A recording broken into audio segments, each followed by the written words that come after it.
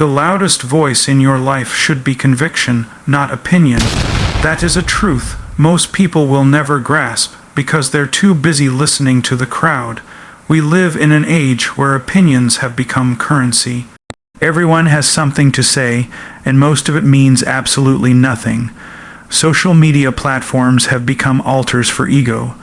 People scream their thoughts into the void, hoping for applause, hoping for recognition, hoping that someone somewhere will validate their broken sense of worth. But conviction, real, deep, unshakable conviction, doesn't beg for applause. It doesn't shout to be heard. It doesn't change with the wind. Conviction is built in the secret place, away from the noise, where truth cuts deeper than popularity ever could. It is born in silence, in struggle, in those quiet nights when you wrestle with who you are and why you're here. Opinion is easy. Conviction is costly. Opinion floats on emotion, while conviction is anchored in truth. That's why so many people fear conviction, because it demands something from you. It demands integrity. It demands sacrifice. It demands that you say no to the world, even when everything around you is pressuring you to say yes. You see, when you live by conviction, you don't move just because others are moving. You don't speak just because others are shouting. You don't change your stance just to fit into a room full of people who have no idea who they are. Conviction makes you different, and in a world obsessed with blending in, being different is dangerous, but that danger is where your calling lies, that tension, that pressure, that resistance. It's not your enemy, it's your furnace. It's the place where you're refined. When you let conviction lead, you won't need to be loud. You won't need to advertise your strength. People will see it in the way you move, the way you endure, the way you say no when everyone else is saying yes. They'll see it in your discipline, in your peace, in your silence. There is something powerful about a person who no longer feels the need to explain themselves to everyone, who doesn't argue over every disagreement, who doesn't get rattled by the whispers of the crowd. That power doesn't come from arrogance. It comes from conviction. A man or woman anchored in conviction doesn't live to be understood. They live to be obedient to what is right, even if no one else sees it. And that is exactly why you must be careful whose voice becomes your guide. Most of what you hear in this world is not truth. It's noise, it's preference, it's fear dressed as wisdom, it's insecurity wrapped in false confidence. But conviction is clean. It doesn't beg, it doesn't flatter, it stands. That's why it offends people. That's why they push back against it. Because deep down they know that conviction exposes compromise. It calls out weakness. It demands that you stop hiding behind your excuses and start walking in what you claim to believe, and that's not easy. That's why so many people prefer to listen to opinions. They're softer, easier to digest, and far less demanding. But soft truth builds soft lives, and soft lives crumble under real pressure. Conviction, on the other hand, is the foundation of real strength, not because it makes life easier, but because it gives you something to stand on when life gets hard. And it will get hard. There will be moments when you'll want to give in, moments when the opinions of others feel louder than your own thoughts.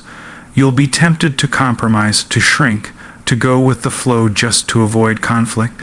But that's the moment you must remember what you believe and why you believe it. Conviction doesn't make you popular, but it will make you unshakable. Conviction doesn't guarantee comfort, but it will give you clarity. If your life is driven by opinion, you will be tossed back and forth, always chasing the next trend, the next voice, the next wave of validation. But if your life is grounded in conviction, you will stand firm, even when everything around you is falling apart.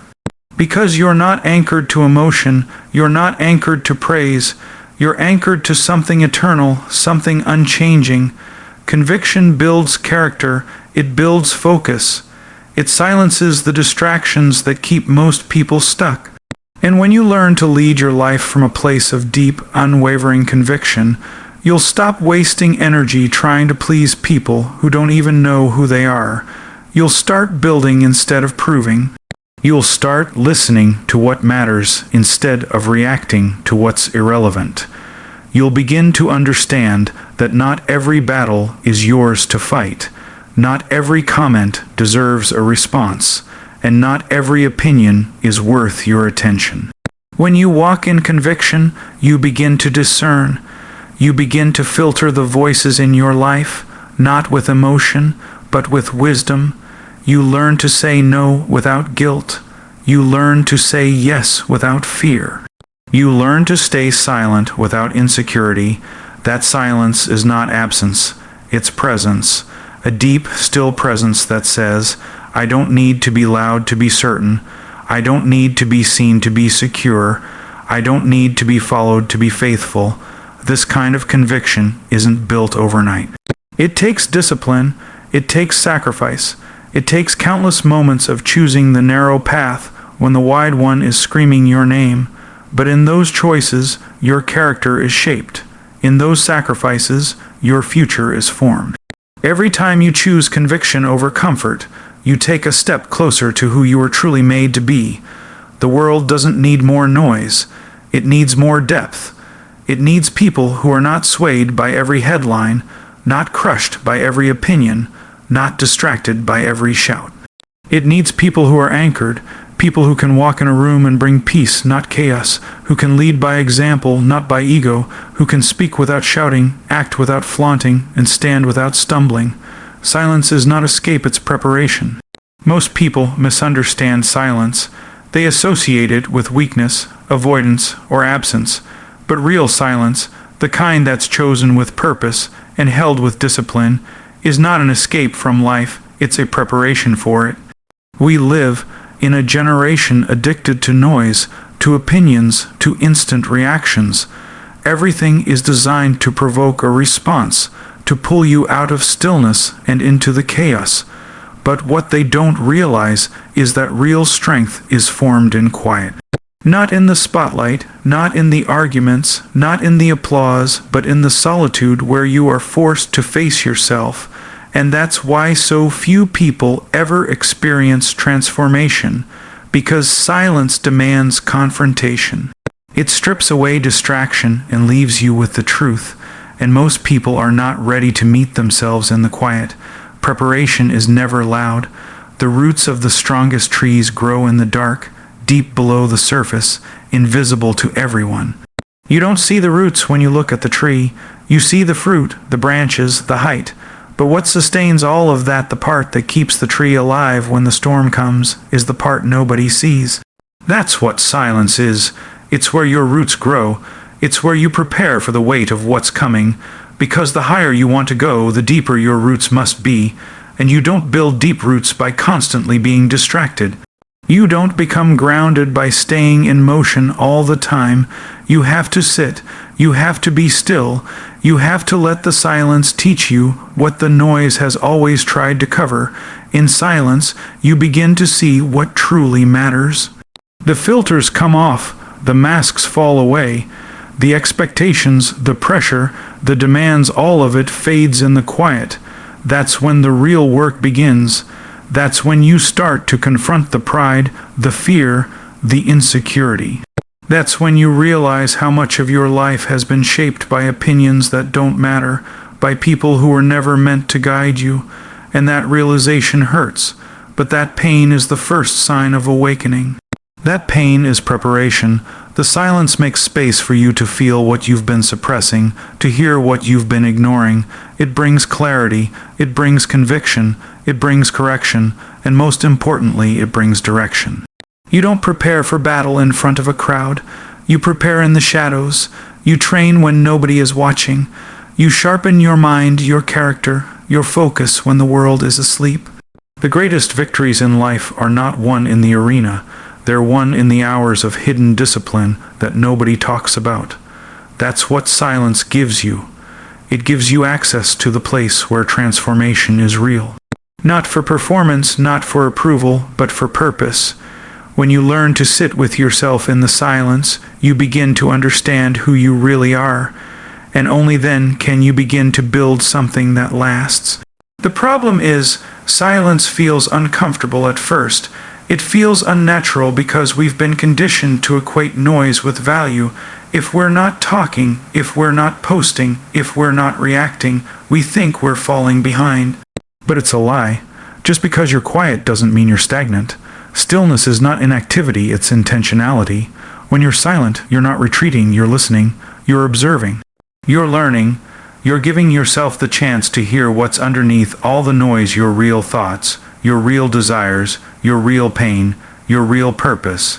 And in that space, in that stillness, something sacred begins to form, clarity. The clarity that comes in silence is sharper than any motivation that comes from outside, because it's yours, it's not borrowed, it's not reactive, it's rooted. You start to recognize what's distraction and what's destiny. You begin to separate urgency from importance. You stop living for reaction and start living with direction. You become strategic instead of emotional, and that shift changes everything. You stop wasting energy on proving yourself. You stop chasing after empty affirmations. You begin to conserve your strength for things that actually matter. You begin to prepare for the next season of your life, not with noise, but with precision. Silence also protects you. It guards your energy. It guards your vision. There are things that grow better in private. There are dreams that die the moment they're exposed to too many voices too soon. And that's why you must learn to protect your silence, not as a form of hiding, but as a form of honoring what's still becoming. Growth is fragile at first. Vision is fragile in its early stages. And if you allow too many opinions into your process, you will shape your future around fear rather than around conviction. That's why God often speaks in whispers, not shouts, because his direction is personal. And if you're not quiet enough, you'll miss it. You see, preparation is not just about doing, it's about becoming. It's about becoming strong enough to carry the weight of what you've been called to do. And that strength doesn't come from constant action. It comes from alignment, and you only find alignment in silence. That's where you stop performing and start becoming. That's where you stop reacting and start responding. That's where you stop trying to be seen and start trying to be whole. When you understand that silence is not the absence of sound, but the presence of substance, you begin to move differently. You become intentional with your time, with your thoughts, with your energy. You stop trying to be everywhere, and you focus on being fully present where you are. When you choose silence, you're choosing mastery over motion. You're choosing purpose over performance. You're choosing preparation over publicity. And that choice separates the ones who endure from the ones who fade, because the ones who prepare in silence are the ones who rise with stability. They are not easily shaken. They are not easily swayed. They don't chase trends because they've already found truth, and that truth was discovered not in the noise but in the stillness. In the silence that others ran from, they found the strength others only pretend to have. You don't grow by proving, you grow by pruning.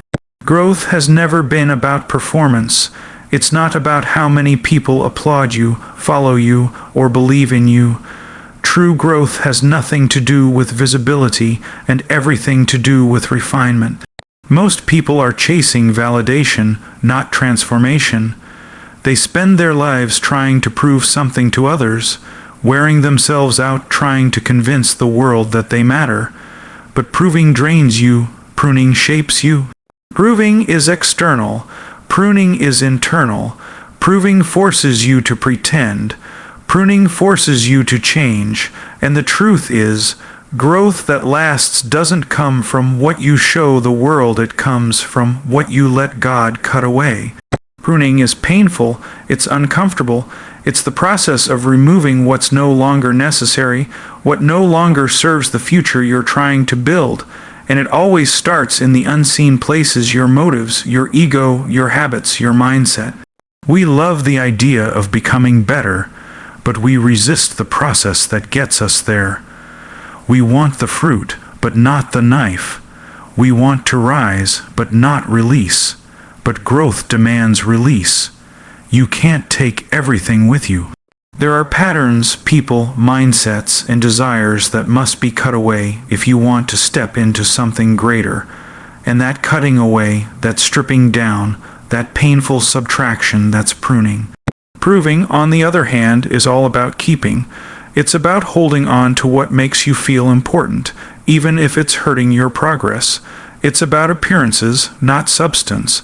And here's the danger: you can look like you're growing and still be dying on the inside. You can appear confident and still be broken. You can seem successful and still be spiritually and emotionally bankrupt, because proving is a mask, it's a performance, it feeds on applause and dies in silence. But pruning thrives in silence. It grows in discipline. It flourishes in surrender. When you stop trying to prove and start allowing yourself to be pruned, that's when real growth begins. The reason pruning is so difficult is because it requires trust.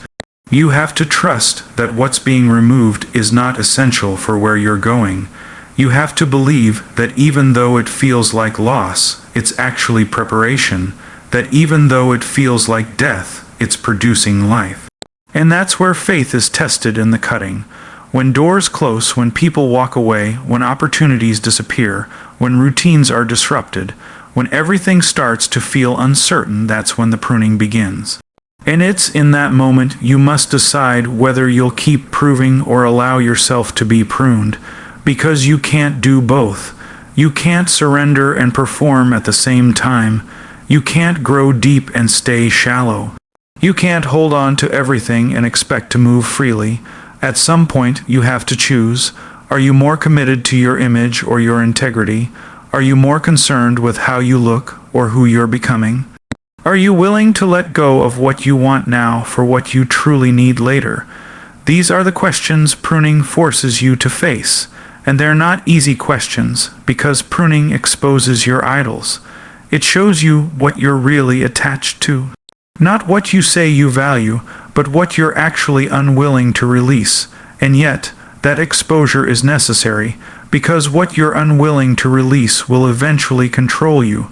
It will dictate your decisions, sabotage your growth, and limit your potential. You'll find yourself stuck in cycles of frustration, wondering why nothing's changing, not realizing that the breakthrough you're praying for is waiting on the obedience you've been avoiding.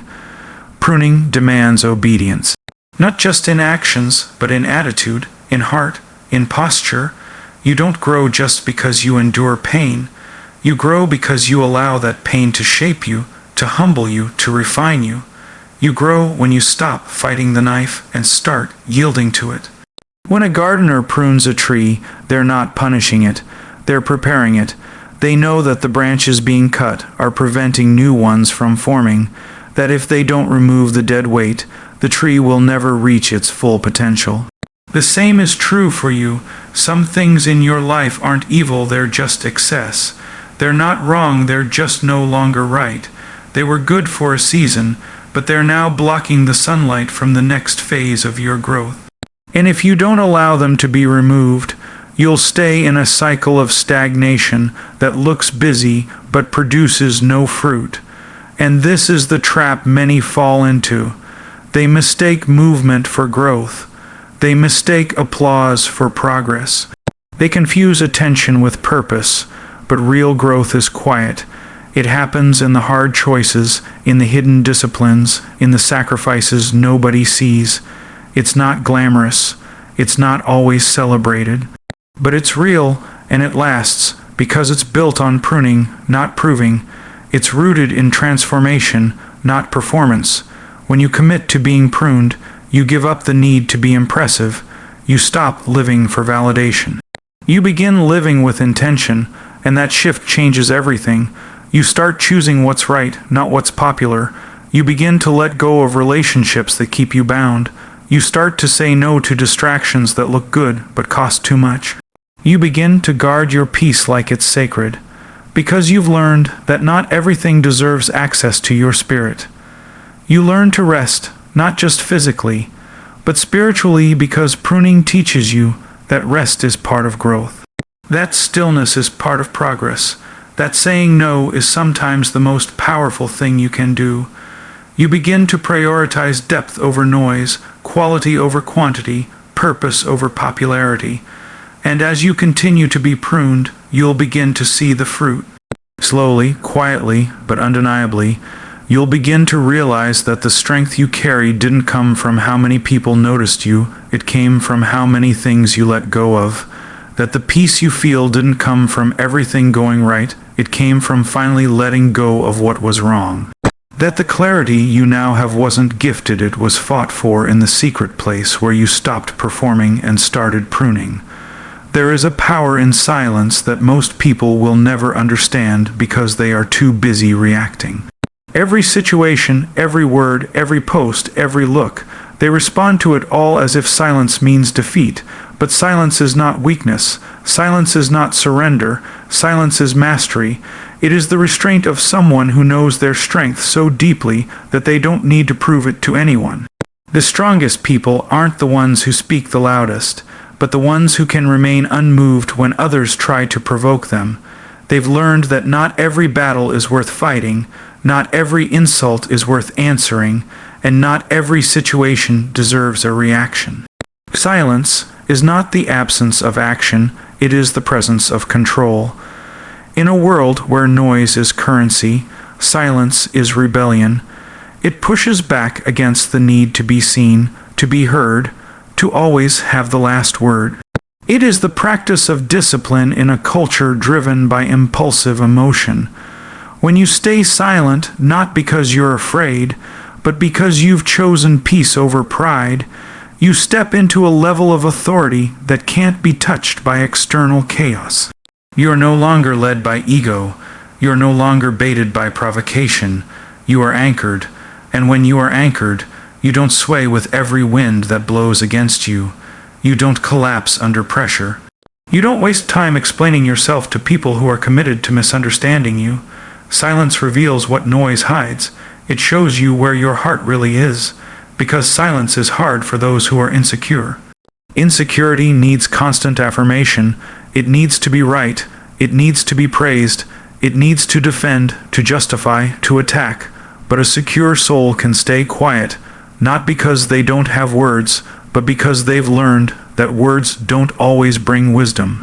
Sometimes the most powerful thing you can do is say nothing, not because you're ignoring reality, but because you've chosen to rise above it. There is a strength in restraint. There is maturity in measured response.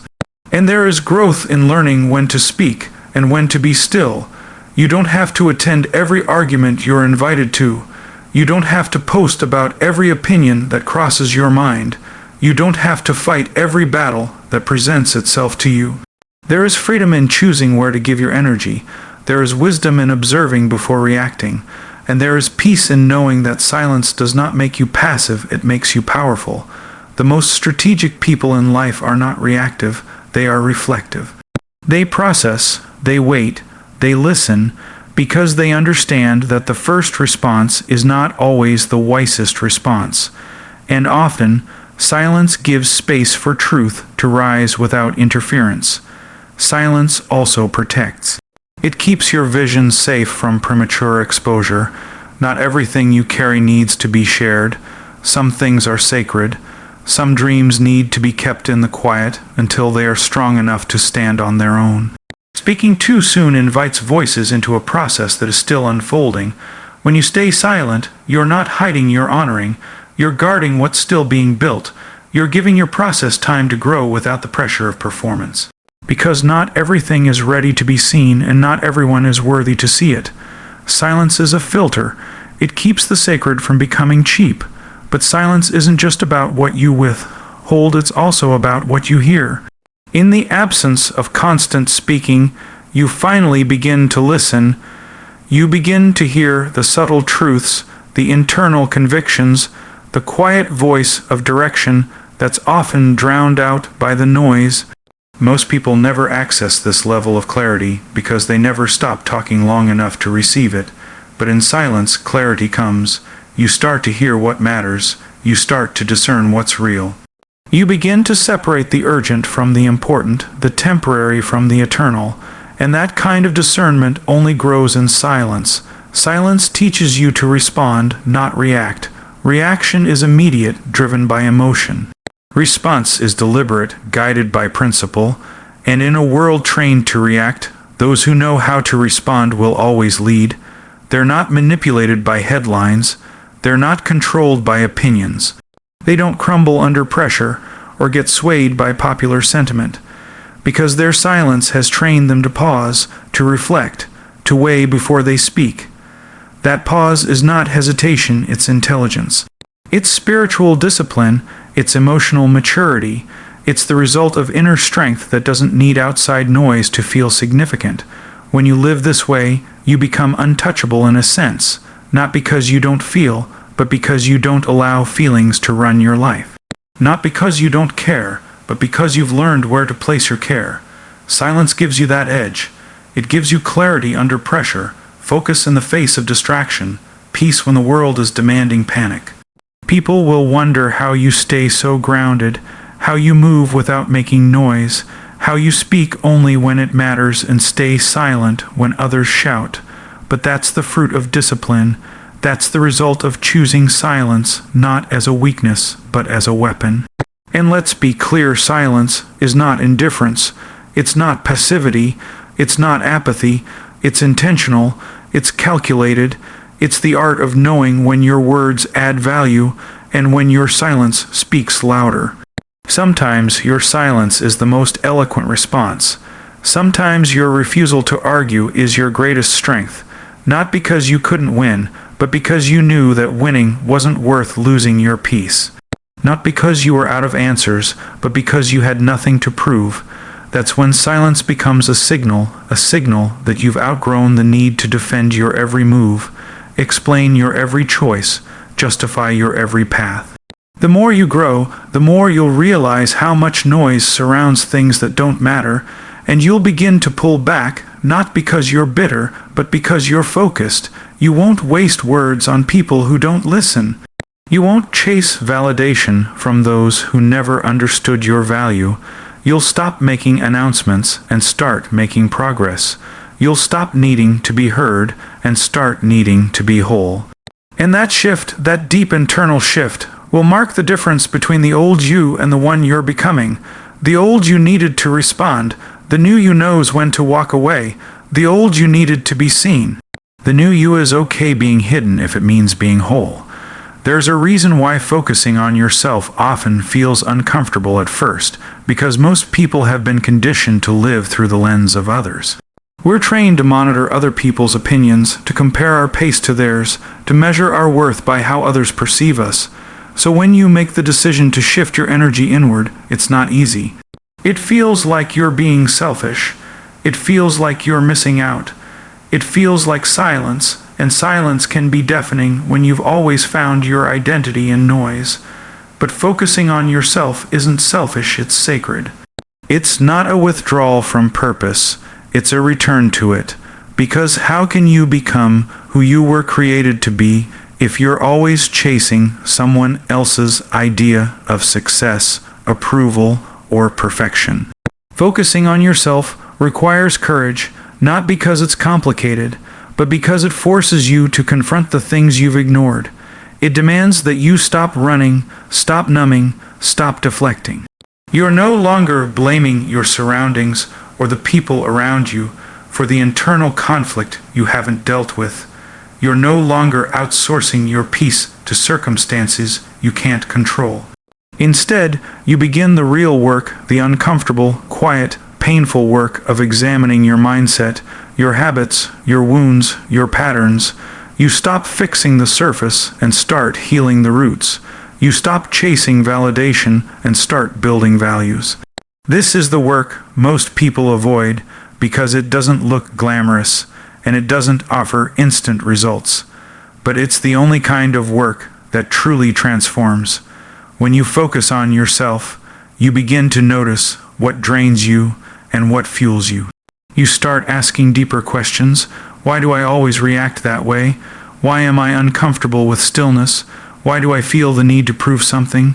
These questions are hard, but they're necessary, because without that self-awareness, you'll keep repeating cycles that sabotage your growth. You'll keep making decisions based on fear, ego, or insecurity. You'll keep looking for external answers to internal problems. But the truth is, your life doesn't change when your circumstances change, it changes when your perspective does. And that shift in perspective only comes when you slow down, quiet the noise, and focus. This kind of focus isn't about isolating yourself permanently, it's about pausing long enough to regain clarity. You're not abandoning your relationships, your responsibilities, or your goals. You're just choosing to become whole before you pour yourself into them. You're choosing to lead from overflow, not from depletion. Because when you don't take time to understand yourself, you'll project your confusion onto others. You'll become reactive instead of intentional. You'll get caught up in drama that isn't yours, trying to fix things that were never your assignment. And worst of all, you'll waste your energy chasing approval from people who don't even know who they are. Focusing on yourself is how you avoid that trap. It teaches you to protect your peace without apology. It shows you the value of your time, your thoughts, your emotional energy, and once you recognize that value, you become a lot more intentional about where you invest it. You stop giving away access to everyone. You stop explaining your journey to people who only want to criticize it. You stop watering dead plants. You start honoring your growth, even when others don't understand it, because you've learned that not everyone will see your focus as strength. Some will see it as distance, as arrogance, as change, and they'll be right. You are changing. You are creating distance from dysfunction. You are walking away from roles you were never meant to play. That's not coldness, that's clarity. Clarity that came from focus. Focus that came from silence. Silence that came from strength. And strength that came from struggle. Because the deeper you go into yourself, the more you realize how much healing was needed. You start to see how much of your behavior was rooted in pain, how much of your drive was really a mask for fear, how much of your confidence was just a defense mechanism to keep people from seeing your wounds. And this isn't about shame, it's about awareness. It's about finally being honest with yourself, not to tear yourself down, but to build a foundation that's real, that's unshakable, because you can't build a life of truth on a foundation of denial. Focusing on yourself also forces you to redefine success. It's no longer about how many people know your name, how much money you make, or how many accomplishments you collect. It becomes about alignment. Am I becoming the person I was meant to be? Am I living in integrity with my values? Am I showing up for myself the way I show up for others? Am I chasing my calling, or am I just chasing comfort?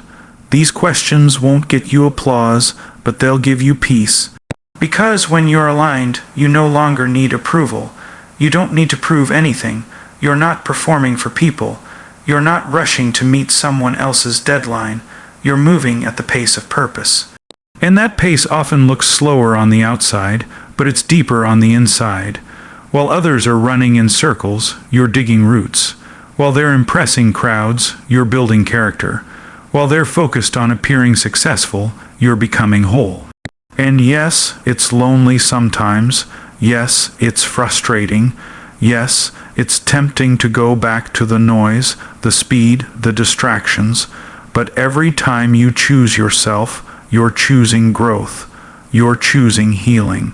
You're choosing the long road, the one that doesn't look flashy, but leads somewhere real.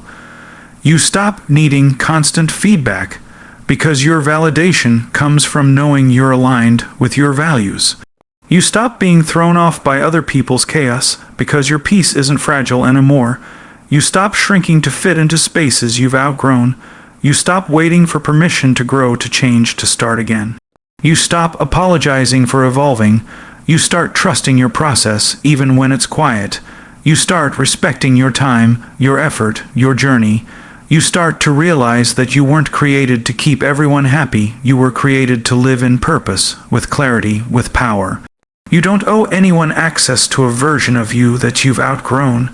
You don't need to explain why you're healing, why you're focusing, why you're moving differently.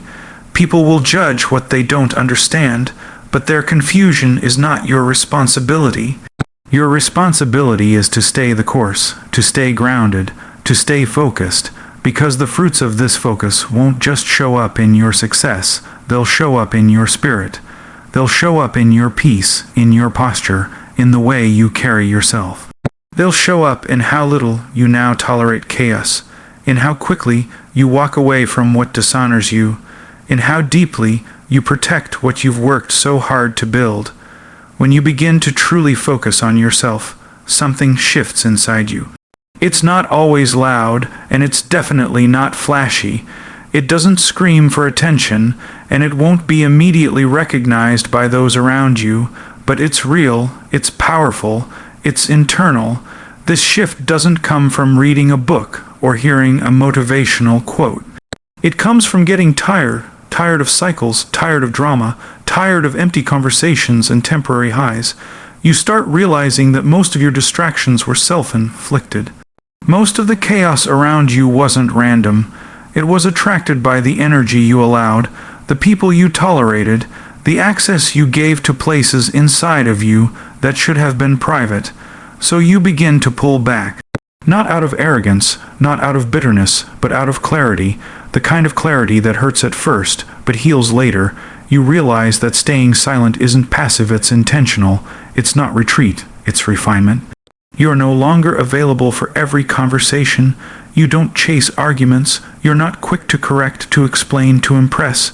You understand now that silence gives space for wisdom to grow, that staying quiet isn't a sign of weakness, but of mastery.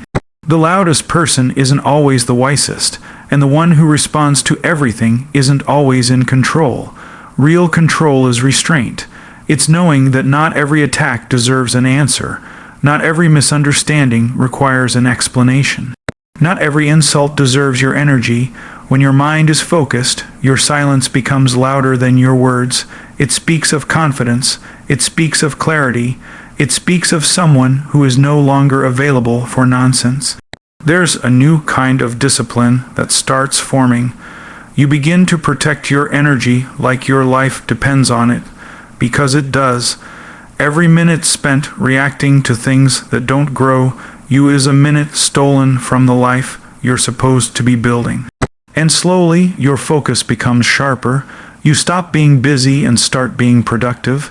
You stop being everywhere and start being rooted. You stop spreading yourself thin and start going deep in your craft. In your healing, in your vision. People might not understand it. Some might even be offended by it. They'll call you distant, cold, changed, but what they see as distance is actually discipline. What they call cold is clarity.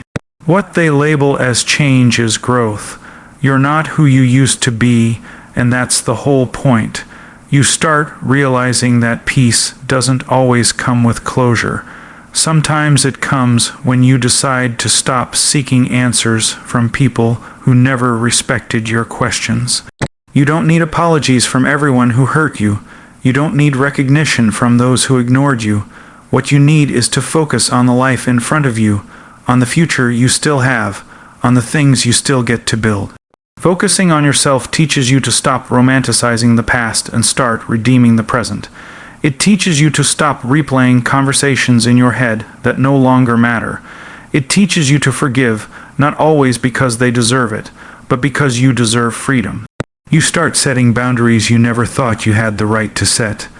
Not walls, but gates, with locks, with discernment, with the understanding that not everyone deserves access to your inner world. You stop people-pleasing. You stop over-explaining. You stop softening your truth to make others comfortable. You stop betraying your own values to maintain fake peace. Focusing on yourself makes you realize how much you've tolerated out of fear of being misunderstood. But now you're willing to be misunderstood if it means being true to yourself. You're no longer seeking to be liked. You're seeking to be aligned. You'll notice your circle shrinking. The phone rings less. The invitations slow down, but it doesn't feel like loss. It feels like peace. You stop craving company that costs your spirit. You stop settling for conversations that leave you feeling empty. You stop keeping people around just because of history. History doesn't mean alignment.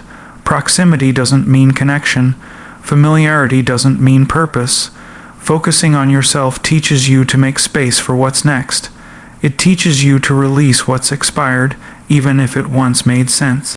Even if it once brought comfort, because healing means letting go, not because it wasn't real, but because it no longer serves who you're becoming.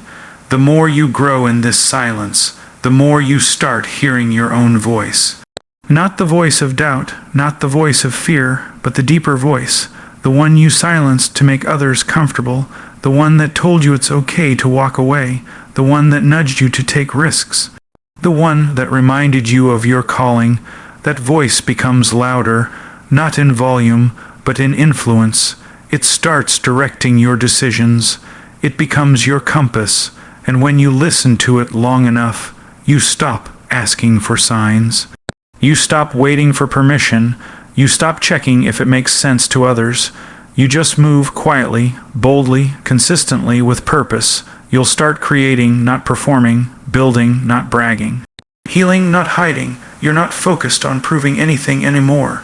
You're focused on becoming, and becoming requires space. Space to fail, to reflect, to adjust, to begin again.